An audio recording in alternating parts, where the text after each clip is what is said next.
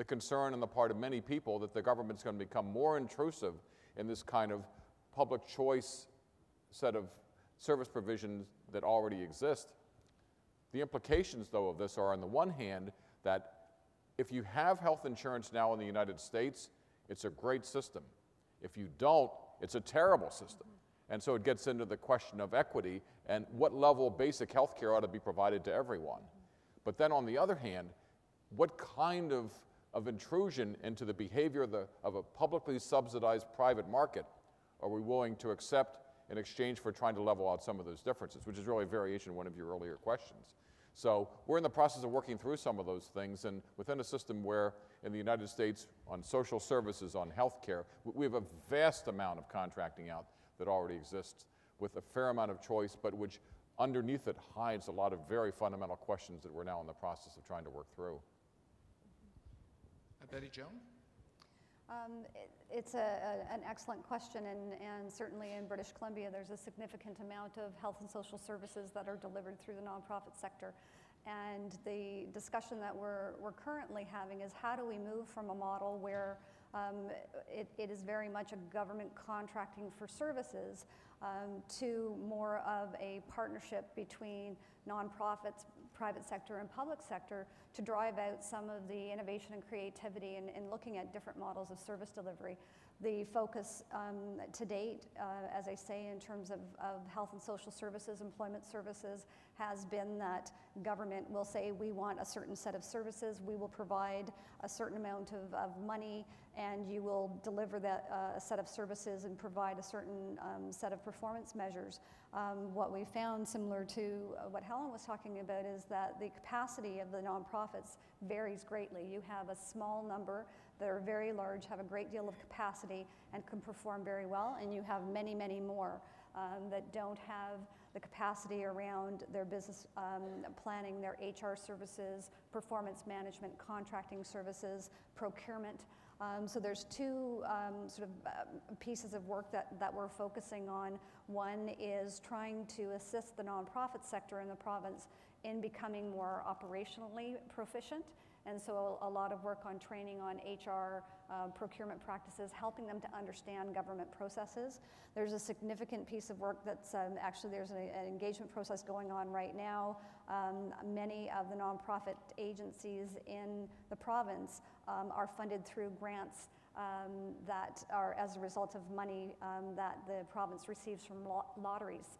And the province has cut that back, which again, huge outcry from the nonprofit sector. Very small organizations and communities became unsustainable because they didn't have this level of funding. So there's a discussion about what level of funding should government provide, and what criteria, all that sort of thing that's underway. Another key piece of work that we're just starting on and trying to get people's head around it is this social innovation piece and nonprofit partnerships. And Alet Mansky, who I believe was just in Perth recently, is from British Columbia and is certainly a leader in this space in Canada. And what we're trying to figure out is just fundamentally how to start having the conversation about this. It's not like social innovation, social enterprise is new. There's a lot of very highly successful social enterprises in British Columbia and in other parts of Canada. How do we raise the awareness, not just in the sector, but certainly in the bureaucracy and with the politicians, that this is another way that we could go. But I think it's going to be, baby steps in terms of getting people to understand what that means. And it's been very interesting being here and listening to how easily you talk about co-creation and co-production and all those sorts of things. In Canada, people hear that and they think that it's, crazy social talk. So it's going to take us a while for people to kind of get, sort of to that level. But we're certainly, it's an area that is interested in, and we are starting to move down that path. I do have to say, though, that there is a great deal of mistrust in the nonprofit sector, that they do see as yet another way for government to be downloading services to the nonprofit sector. Now, B. Lynn, did you want to answer this question or have me ask you a different question? Just a quick comment, okay. Perhaps. I'll confine my comment really to our journey with regard to a very limited set of social programs that we work with NPOs on, NGOs on.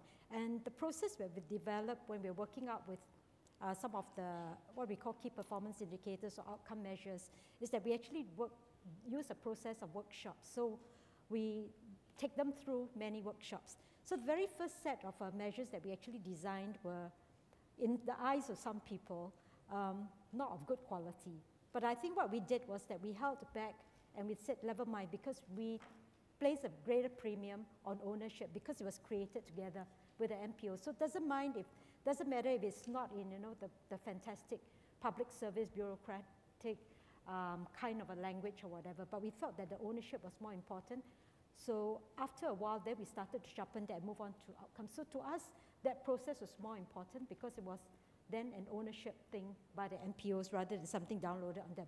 But perhaps we could actually tolerate that because government only subvents 50% of the grant. So therefore, the tolerance level maybe is a little bit higher because you're actually not necessarily responsible for 50% of the KPIs, but there is, a little bit of leeway.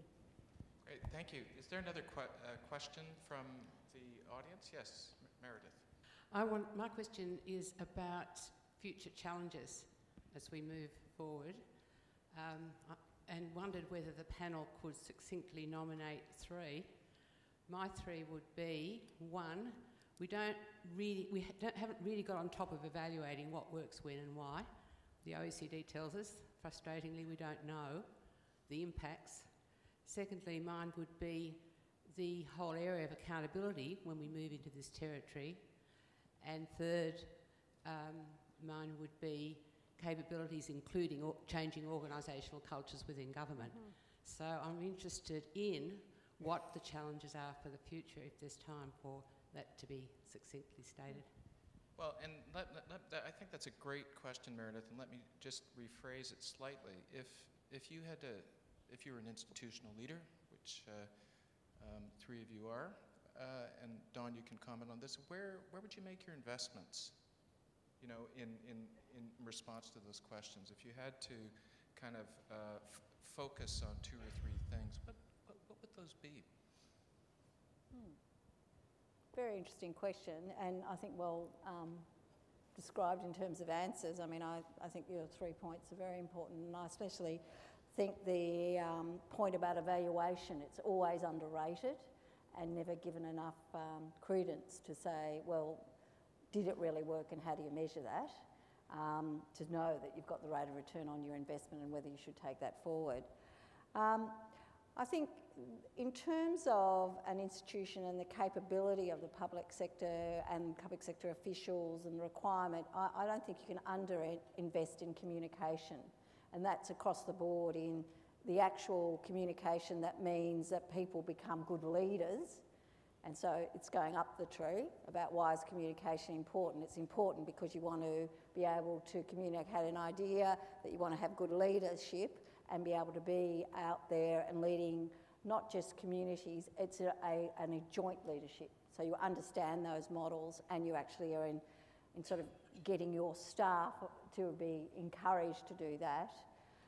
And I also think communication is important because there's no doubt that once you are more engaged, I made the point before, there is an expectation in the community that there's quicker feedback loop.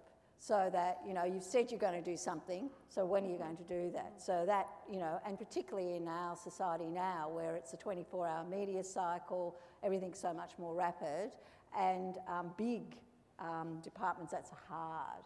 And that's why the importance, which is why I was talking about before, which I'm actually quite optimistic on, is we can assume, which is what is sort of the comment you were making about the US, and we did assume this after the bushfires, that in fact there is this huge risk transfer, that the community want the government to do something. In fact, when we've shown, and through lots of analysis and some good work, it's in fact communities don't actually necessarily want you to do something. They want to give them the resources to do what they might want to do. They might want to give you to help them to do that. And they might also want completely different models of engagement. So it's not necessarily a risk transfer. And why I go down there, that's again something about all about communication and listening. So it's a very important skill. And then so I won't go any further because I mean you can keep going. I thought your three were very, very good, and I've just pushed them a bit further. Don. Let me suggest two things, and at least from the American experience, one we do pretty well and one we do pretty poorly. One of the things we do pretty poorly is investing in human capital, investing in people and in leadership. And if you want some example of that, the United States Government Accountability Office has a list of 30 programs most prone to fraud, waste, and abuse. That is, here are the programs where the government's most likely to lose a lot of money through lack of management. And looking carefully at that, every single one is a problem of human capital and leadership, with the exception of one, which is human capital. We just don't do that well because we look at government employees as a kind of unfortunate carrying cost as part of the size of government. And we just don't have a clear sense about the importance of leaders until we get to enormous crises like Hurricane Katrina or about the BP oil spill or other things. And the difference between success and failure in those cases has inevitably come down to the ability of individual leaders to be able to lead effectively. So that's one of the things that I think we have to invest in. And that's not just leaders at the top, but leaders throughout organizations that are in a position to be able to make things happen. The other thing that I think is increasingly going to be the next generation answer to the accountability problem is performance management, which is something that certainly at the state and local level, many of our governments I think are doing very well. The ability to be able to track in real time information about the results of government programs that provide quick feedback so that leaders can lead more effectively. And that's something that especially our state and local governments I think are increasingly doing a good job on, but given the complexity of trying to chart accountability, having something like real-time data that gives leaders some sense about what's actually happening is something that I think provides important feedback to try to solve some of the evaluation questions that we've been struggling with. Betty Jo.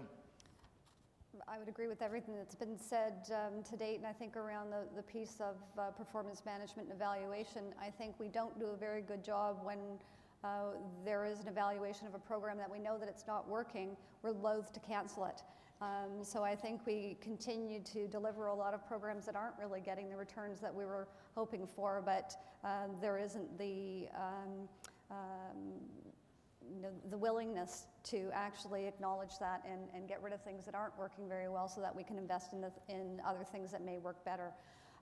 The other point that I would make, and it goes to the human capital piece, is that we keep talking about we want our public servants to take more risks, we want them to be innovative, but we really don't provide them with the space or the trust to be able to do that in a way that if they do prototype something, if they do take a risk, that we do acknowledge that that's a learning as opposed to a failure. And so I think that that's something that we have to really get our heads around, providing that safe space, providing that investment to allow people to try things that may not be successful. And the final word. Yeah, possibly three priorities. The first would be revisiting philosophy, values, revisiting assumptions. I think Helen mentioned about that maybe sometimes when people give feedback, it's not really for government to really respond so quickly, do the same old thing as in the past, business as usual, but really about how can you better resource the community, because we've become more sophisticated, we can do certain things. So that whole area. Second one mentioned already, human capital, investment in what we sometimes term as this whole basket, or what we call soft skills, really building relationships, facilitation skills, and the whole area about how to translate and execute policies at the ground. And then thirdly, probably creating more white spaces, more social experiments, allowing for some risk-taking, but creating it safe enough so that people can really try out new ideas. Great. Well, thank you very much. Unfortunately for me, I can't go down the rest of my questions here because we've come up to time. And I want to thank the audience for their questions throughout the day. I've been to a number of the sessions. It's really been interesting for me to listen in, and I'm sure for others. I want to particularly thank our Armchair Dialogue panel here for a very interesting and diverse set of questions, answers to all these questions. And so,